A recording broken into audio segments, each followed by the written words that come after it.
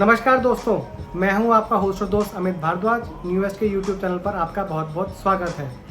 दोस्तों, मैं आज आपके लिए कोई न्यूज़ नहीं लेकर आया हूं।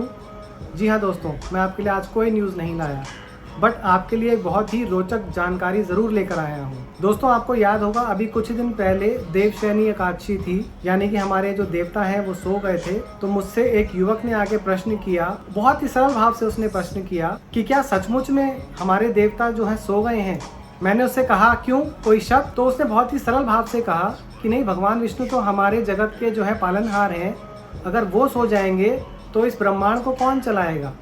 तो दोस्तों, मैंने इस प्रश्न के उत्तर में उससे फिर से प्रश्न किया कि क्या हमारे देश के प्रधानमंत्री मोदी जी अगर 1 महीने या 4 महीने के लिए कहीं चले जाते हैं तो क्या पूरा देश का काम ठप पड़ जाता है, या किसी बड़ी कंपनी का CEO या CFO जब विदेश जाता है तो क्या उस कंपनी का काम ठप पड़ जाता है।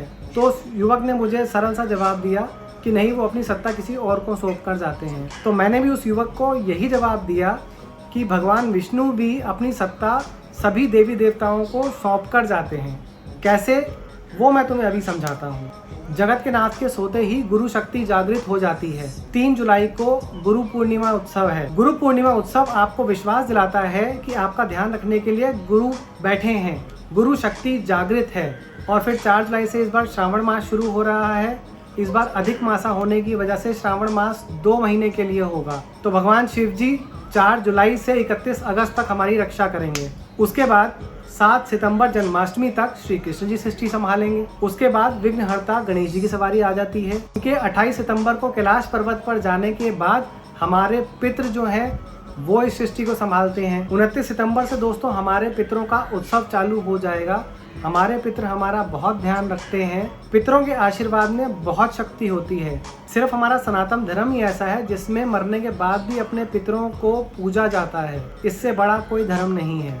तो हमारे पितृ 29 सितंबर से लेकर 14 अक्टूबर तक के लिए ये सृष्टि संभालेंगे। उनका आशीर्वाद हमारे सर पर बना रहेगा। 14 अक्टूबर को पितृ उत्सव संपन्न होते ही 15 अक्टूबर को जगदम्बा माँ शेर पर सवार होकर सृष्टि का संचालन करने आ जाती हैं। फिर माँ जगदम्बा विजयदशमी यानी कि 14 अक्टूबर तक इस सृष्टि का संचालन करेंगी। और फिर 12 नवंबर यानी कि दिवाली तक सरस्वती माता, लक्ष्मी माता और महाकाली जी वो आपका ख्याल रखती हैं। 12 नवंबर से 23 नवंबर तक यमुना जी, गंगा जी, आंवला, बेल, गाय, ये सब लोग सृष्टि चलाएंगे।